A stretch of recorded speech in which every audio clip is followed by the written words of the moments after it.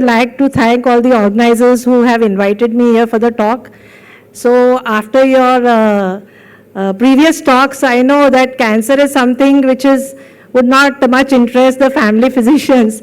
But I just want to tell you that today I'm going to highlight that you have a patient coming to you asking you that I have been prescribed some immunotherapy. So you should have a basic understanding of immunotherapy. When I did my DM in 1993, I was the first batch and we had only 4 chemotherapeutic drugs. And now we have a battery of immunotherapy drugs. So I'll just begin my talk that it is, basically I'm going to talk about immunotherapy in cancer. So what is cancer? We all know it is uncontrolled growth, evading death, increased invasiveness. Can I have the pointer, please? So these were the two scientists, Douglas Hanahan and Robert Weinberg. In 2000 only, they have published a paper where they have described the hallmarks of cancer, what actually causes cancer. So we know that there is cancer in the body, but what actually causes cancer in the body? So the hallmarks of cancer are a conceptual framework for rationalizing the daunting complexity of cancer, where you have evading growth, sustaining proliferative signaling, mutation, and one of them is immune evasion. So the hypothesis in 2011 was that these 8 hallmark capabilities of the cell were mandatory for the manifestation of cancer and for the progression of cancer and for the invasiveness of cancer. So it is very important to know why cancer occurs and how we can actually address these daunting capabilities of the cell to then manifest and progress and invade. How are these hallmark capabilities acquired? Number one is by the phenotypes, and the most important is mutation. We all know that cancer occurs because of some genomic instability and mutation. Now this mutation can occur during birth, which is a germline mutation, or it can be acquired. Acquired mutation can be because of some environmental factors, smoking, alcohol, other reasons, chemical exposure. So the main thing is the mutation which occurs, which causes cancer, and there is tumor promoting inflammation, which is causing the progression of cancer. Now beyond the foundation set by the cancer cells are outlaw organs. So when it is like the seed and the soil theory, you have the cancer seed and the soil. The soil in which it grows also acquires the capabilities of cancer, and it also becomes the cancer part of the cancer itself. So multiple normal and neoplastic cell types are assembled to become components of tumors, helping to provide the hallmark capabilities. So normal cells like stromal cell, fibroblasts, pericytes, they also become cancer cells. Finally, if we know about all this, are there any applications to cancer medicine? Yes, a growing armamentarium of smart drugs. Now what are smart drugs? You know what causes cancer and you target that part with the smart drug, which can target each of the 8 hallmarks and their enabling phenotypes. So most important now that I am going to talk is avoiding the immune destruction. So William Coley and the birth of cancer immunotherapy. In the 18th century, there was an American surgeon who found out that if you can make remedy of mixed toxin, then one disease can cast out the other. So he used it on a Italian outlaw. His name was Signor Zola. He had a tumor in his neck and he crafted a vaccine with 2 dead bacteria, Streptococcus pyogenes and Serratia marcinis, and he found that the tumor subsided. And because of this, there was a birth of immunotherapy. Later, Ellie McIntosh and Paul Ehrlich won the Nobel Prize 3 months later for the discovery of innate and humoral immunity. So immunity is necessary not only to fight bacteria, to fight viruses, to fight disease, but also to fight cancer. So cancer treatment has shifted. If you see, in since 1800, it was only surgery. Then by early 1900, it was radiation therapy. Then late 1990s was chemotherapy. Then in 2000 came targeted drugs, and it was only in 2010. So it has only been 15 years that we have immunotherapy with us. So immunotherapy is just increasing the immunity, the cellular immunity or the host immunity to fight the cancer. So the oncology meets immunity. What happens is actually the tumor cell is shedding some antigen which is foreign for the body.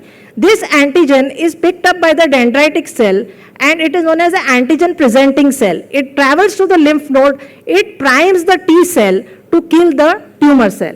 Now there is something that the tumor cell is doing so that the T cell cannot kill the cancer cell. What is it doing? Is the cancer cell is doing something to prevent the T cells from killing the cancer cell. So how does immunotherapy work? The cancer cell is secreting some proteins like CTLA4, PD1, PDL1 so that the T cell cannot kill the cancer cell. Now what does the immunotherapy do? It blocks off this immune checkpoint. So this is an immune checkpoint inhibitor.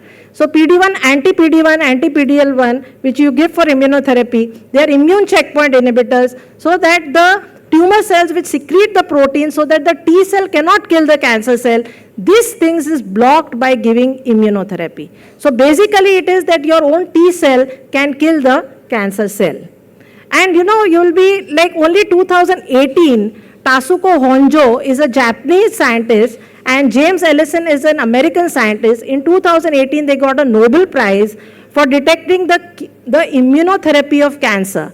So PDL1 was discovered by Tasuku and CTLA4 by James Allison. And the first use of immunotherapy was anti-CTLA4 ipilimumab for treatment of metastatic melanoma. But they found that it did not have greater survival advantage. So they found out that other drugs like anti-PD1 and anti-PDL1 were more effective to treat metastatic melanoma. Now there are plethora of drugs that we are routinely using for treatment of different types of cancer. They are all tongue twisters, anti-PD1, anti-PDL1, anti-CTLA4.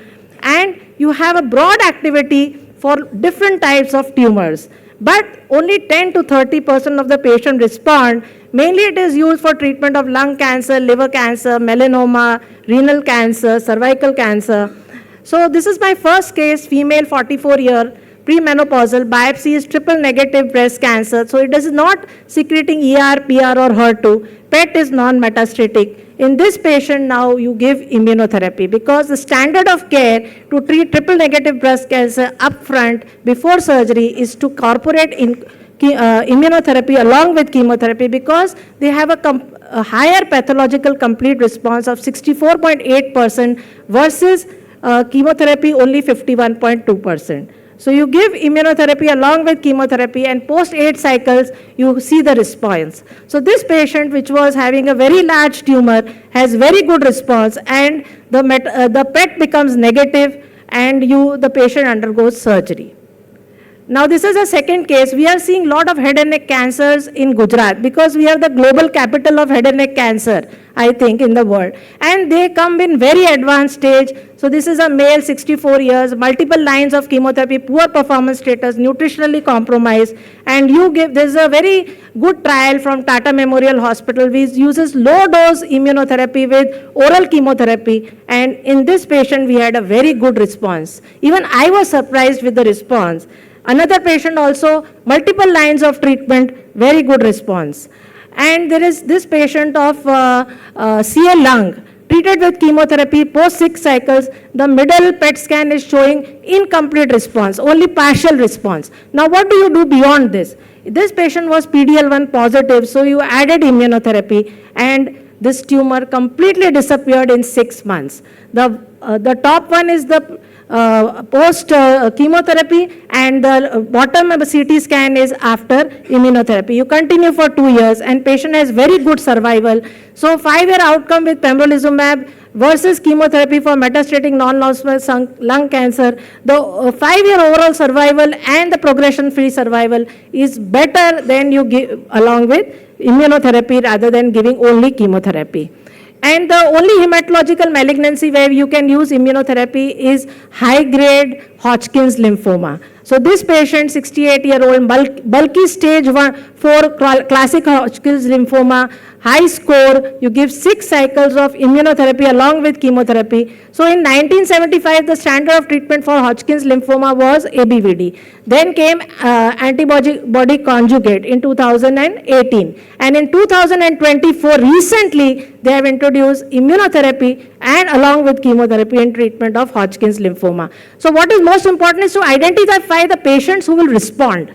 Identify who will respond. And what is the method used? The method is immunohistochemistry is used to detect, and there is a progression score. You have a TPS and a CPS score, which will tell you from the lab which patient is going to respond. So patient who have a score less than or equal to 1 will not respond, and patients who have a high score more than or equal to 1 will respond to immunotherapy. And others are the next generation sequencing. You have MSI and FDA approved immunotherapy for those who have high MSI or high tumor mutational burden. So now you want to identify the combination that extend the depth and breadth of chemotherapy. So future is you use the combination, which is the target and which will benefit the patient. So if you are going to combine immunotherapy with chemotherapy, with targeted drugs, with other drugs, which will help us to conquer cancer. So basically, if you have an enemy, you are going to attack by land, by sea, and by air. Similarly, if you have cancer, you have your first chance is your best chance. You hit hard so that evo jorthi thappad maro ke cancer ubbo na thai. So what do? You combine, you use different combinations, and there are trials which will help you give insight which combinations work best for your patients. So you can combine immunotherapy with anything and everything. So if you use combination, this is a hypothetical Kaplan-Meier curve where you use combinations and your survival is better. And when you combine chemoradiation with immunotherapy, you are increasing the tumor cell killing, improved tumor recognition, immune priming, and overcoming the immune resistance. That is why it is important to combine immunotherapy with chemotherapy or radiotherapy to treat your patients. So what happens is when you have an innate response or the tumor is having immune response, those respond better to immunotherapy. But those patients who don't have an immune response, the T cells have not been primed or the T cells have been primed but they are not able to kill the tumor cells, in those patients the response is poor. So what do is you combine it with different chemotherapy or radiotherapy to achieve a better response in such patients.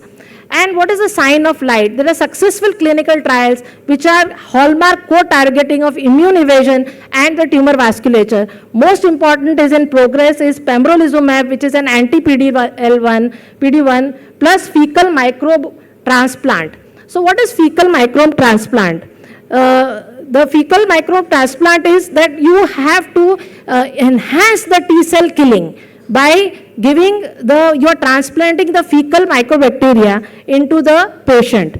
So what happens is the current approaches largely address patient with pre-existing immunity. But there are some patients who will not have a pre-existing immunity. So they are known as cold tumors. They are immune deserts or immune excluded. Now how do you make those patients kill the cancer cell? So you are going to help prime the T cell by doing certain things, by giving chemotherapy, by giving targeted treatments, by giving other vaccines or T cell priming agents to help them enhance the effect of immunotherapy. And response rate is correlated with the mutational frequency. So smokers who develop lung cancer have better response with immunotherapy because they have more mutations. So more mutations, more hot tumors have better response to immunotherapy.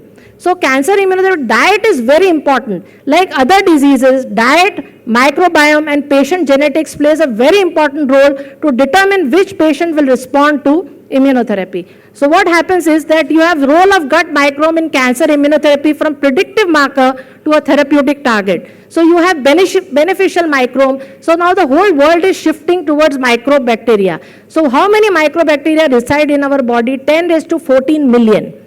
Now these microbacteria will decide not only cancer but other diseases as well.